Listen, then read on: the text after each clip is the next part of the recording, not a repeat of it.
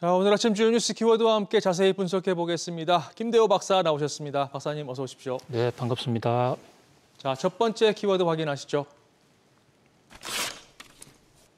엔비디아 액면 분할. 엔비디아가 또 깜짝 쇼를 펼쳤습니다. 실적도 실적이지만 어제 박사님께서 지목해 주셨던 주식 분할 계획이 발표가 됐습니다. 10대 1로 주식을 쪼갠다는 계획인데요. 지금 시간 외 거래에서 주가가 $1,000 선을 넘어섰습니다. 어떻게 보셨습니까?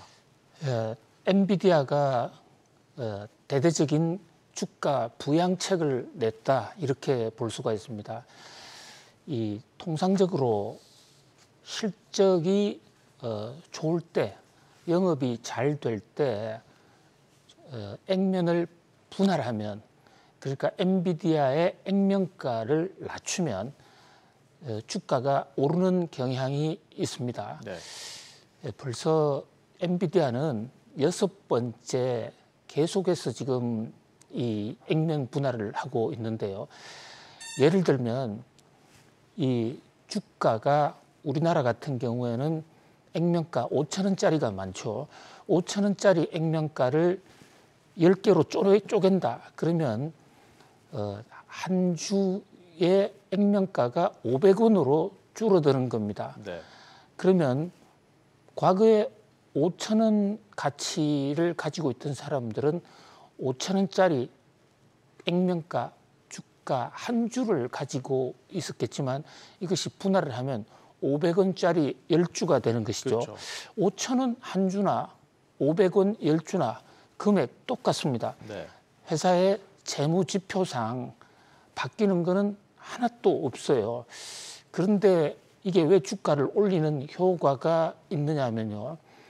현재 엔비디아 주가가 $1,000다 이러면 서민들이 사기에 좀 부담이 되는 높은 금액일 수가 있습니다. 그런데 이것을 잘라서 액면 분할을 하는 순간 지금 1,000원짜리 엔비디아 한 주는 100원으로 뒷걸음질을 하게 돼 있습니다. 네. 그런데 100원으로 떨어지지만 실제적으로 주식을 갖고 있는 사람의 경제적 가치는 1,000원짜리 한 장이 100원짜리 10장이 되기 때문에 금액은 차이가 없는 것이죠. 그러나 이제 새로 주식을 사는 사람 입장에서는 과거에는 한 주를 사기 위해서는 $1,000가 필요했는데 이제는 $100로 살 수 있다. 그만큼 서민들이 또 돈 없는 사람들이 훨씬 더 많이 살 수 있게 됐다. 뭐 이런 측면에서 증시 부양책이라고 볼 수가 있는데요. 자, 그런데 이게 동전에 두 얼굴이 있습니다. 이 주식 분할은 원래 회사가 주가를 끌어올리기 위해서 하는 그런 대표적인 조치이기 때문에 어떤 면에서는 이 회사의 주가가 회사 내부적으로 판단할 때는 한계치에 오지 않았나라는 판단이 들 때 쓸 수 있는 카드거든요. 네. 그러니까 지금처럼 엔비디아가 잘 나가는데 액면 분할 안 해도 돼요. 안 해도 주가는 더 올라갈 수 있는데 왜 서둘러 엔비디아가 이번에 액면 분할을 했을까? 그것도 보통 액면 분할 종전에는 4대1, 3대1 이런 정도의 액면 분할을 했는데 이번에는 10대1 상당히 큰 폭의 액면 분할을 했단 말이죠. 네.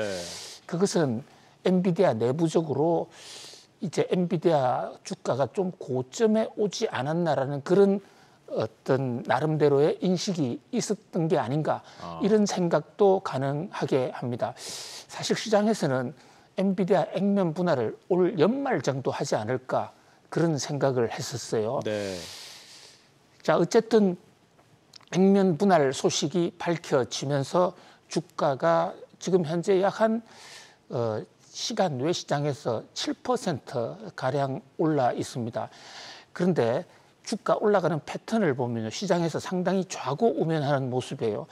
처음에 액면 분할 발표가 있었을 때 4% 올랐다가 이게 상승 속도가 2%로 뚝 떨어졌습니다. 네. 그러다가 다시 6.6%로 올라가는, 보통 이렇게 어닝 스프라이즈가 생기면 일방적으로 주가가 올라가는 폭발 그렇죠. 장세를 보이는 경우가 많은데 네.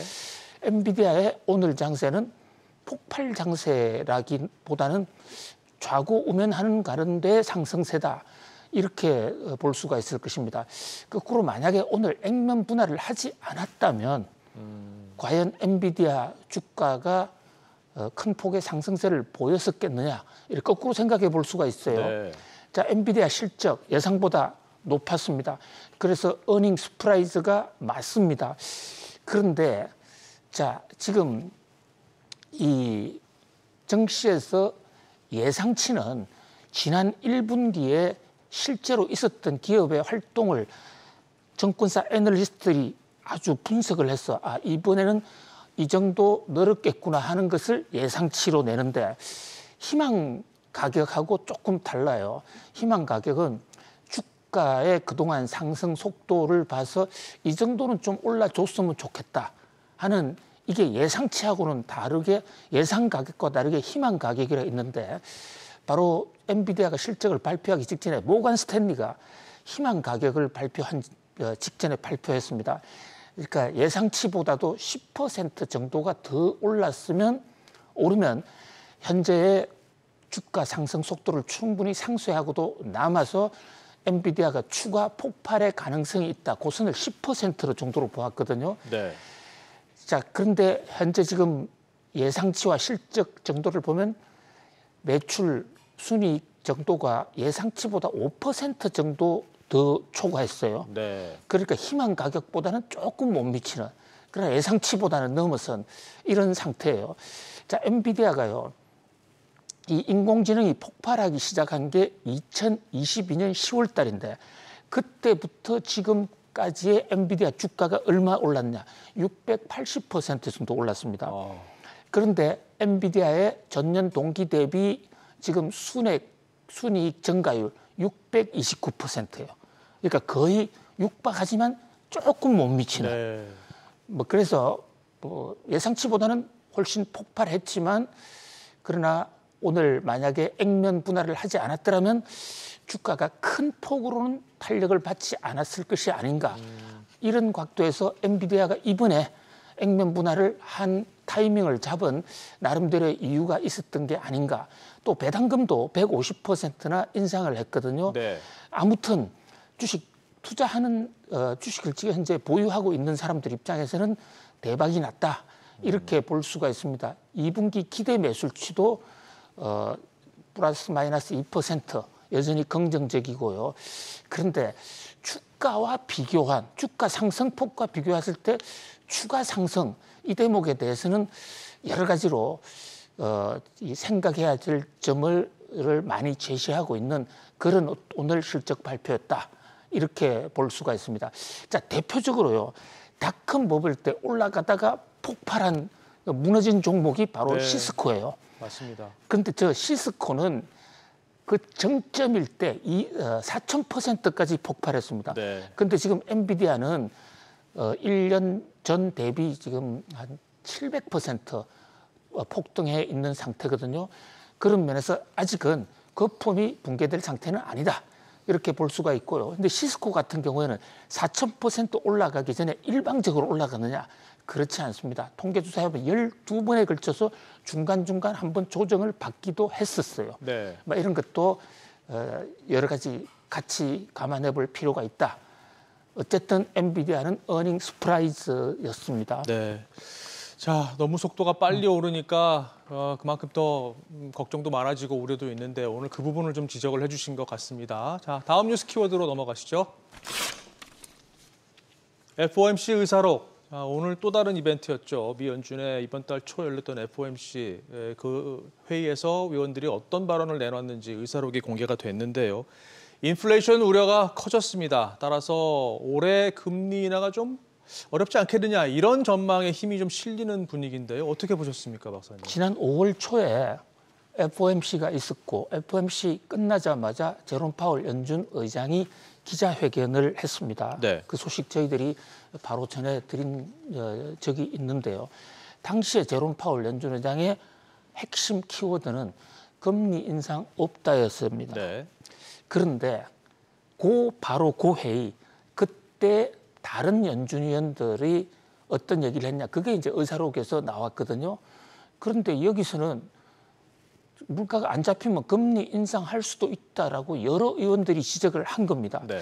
자, 이 대목을 보면서 우리는 제롬 파월이 얼마나 금리 인하를 하고 싶어서 안달이 나 있느냐 이런 측면을 볼 수가 있어요. 그렇군요. 그리고 제롬 파월 연준 의장이 자신이 의장으로서 뭐 영향력이 있는 건 사실이지만 그러나 연준위원들이 함께 결정하는 것임에도 불구하고 연준위원들의 그 금리 인상 분위기는 전혀 전하지 아니하고 마치 모든 연준위원들이 금리 인상은 없다라고 발언한 것처럼 거짓말을 했다. 이런 얘기까지 지금 뉴욕 증시 일각에서는 나오고 있거든요. 기본적으로 제롬 파월 연준 의장은 굉장히 비둘기파적이고 또 바이든 대통령 임명권자를 위해서도 금리 인하를 하고 싶은데 실제 분위기를 보면 특히 이번 FOMC 의사록 보면 물가 하락에 진전이 없다. 진전이 없다 이런 발언이 컨센서스를 이루고 있습니다. 네. 그런 면에서 아직까지 금리 인하는 단정적으로 얘기하기 어렵다. 자, 6월달 금리 인하는 사실상 물 건너 간 것 같고요. 이제 시장의 관심은 9월달, 12월달 두 차례 금리 인하하지 않겠느냐. 이게 시장의 지금 컨센서스인데 현재 FOMC 의사록만 봐서는 9월달도 어려울 수 있다라는 분위기로 보여집니다. 네. 물론 전반적으로는 경제 지표가 설명하겠죠. 그런데 골드만삭스 CEO 같은 경우는 올해 중에 아예 연준 금리 인하 없을 것이다 라고까지 전망을 하고 있어요. 그 바람에 뉴욕 증시는 하락 마감을 한 상황입니다. 자, 끝나도 끝나지 않은 이 고금리와 인플레 상황, 이 대목도 계속 경제 지표를 중심으로 따라갈 볼 필요가 있겠습니다. 맞습니다. 자, 다음 뉴스 키워드 보시겠습니다. 카카오 대외비, 바로 국내 이슈로 좀 넘어가 볼까요? 카카오가 최근 잦은 먹통 사태로 빈축을 사고 있는데요. 원인을 물어봤더니 대외비라는 답이 돌아왔습니다. 그런데 통상 이런 일이 벌어지면 원인이 뭐고 재발하지 않도록 이러이러한 조치를 취하겠다라고 말하는 게 정상인데 이른바 국민 메신저가 이렇게 답을 해도 되는 건가요, 박사님? 예, 대외비라는 것은 정말로 이게 밝혀지면 회사 경영에 치명타를 줄 수 있는 아주 극한적인 상황 네. 또는 엄청난 영업 비밀에 관한 사항 이런 것이 대외비입니다. 지금 카톡이 최근에 3번이나 연이어서 먹통이 됐습니다. 국민 불편, 저거 손해배상도 아마 들어갈 가능성이 있어요. 그런 상황에서 대외비다 이렇게 밝히니까 오히려 그 원인은 대외비다. 카카오에 말 못할 엄청난 사정이 있는 것이 아닌가. 이런 지금 오해를 오히려 증폭시키고 있거든요. 그렇죠. 국민이 불편이 있었던 만큼 이런 것은 이러이러 서버에 이런 문제가 있었고 이것은 고쳤다. 그리고 재발 방지할 것이다. 이렇게 해야 이제 불안감이 가라앉을 수 있다는 점에서 카카오의 이 대응이 상당히 아리송한데요. 정말 대외비였다면 뭐 그나마 뭐 정말 알면서도 말하지 않았다면 이것도 문제지만 오히려 일각에서는 모르니까 카카오도 서비스가 먹통이 된 이유를 모르니까 말하기 난처해서 대외비라고 애둘러 하지 않은가 이런 얘기까지 나오고 있는데요. 네.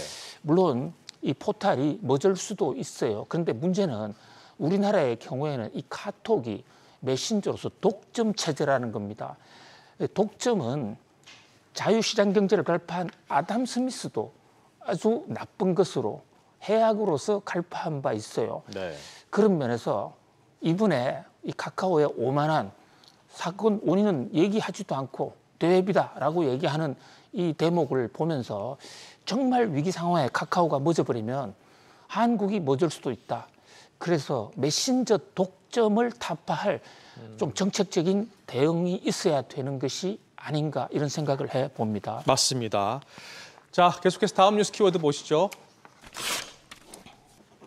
공매도 엇박자. 자, 지금 정부 정책 말씀을 해주셨는데 정부 정책의 엇박자 사례가 또 나왔습니다.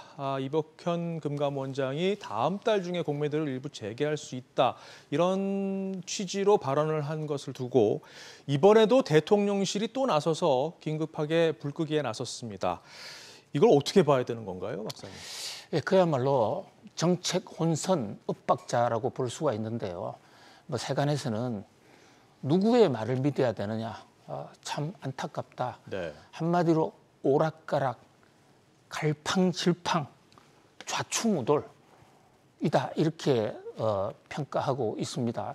자, 금융감독원장이 작심하고 한 얘기예요. 공매도 곧 재개하겠다. 네. 이것은 우리나라만의 문제가 아니고 이게 그 뉴욕 증시나 코리아 디스카운트 문제하고 관련이 돼 있고 또 모간 스탠리 지수에 한국을 선진국으로 포함시키는 이 문제하고 관련이 되는 밸류압의 한 중대 축이에요. 그렇죠. 그래서 뉴욕 증시에서도 이복현 감독원장 발표 이후에 전 세계 언론이 한국 공매도 곧 해제한다라고 밝혔단 말입니다.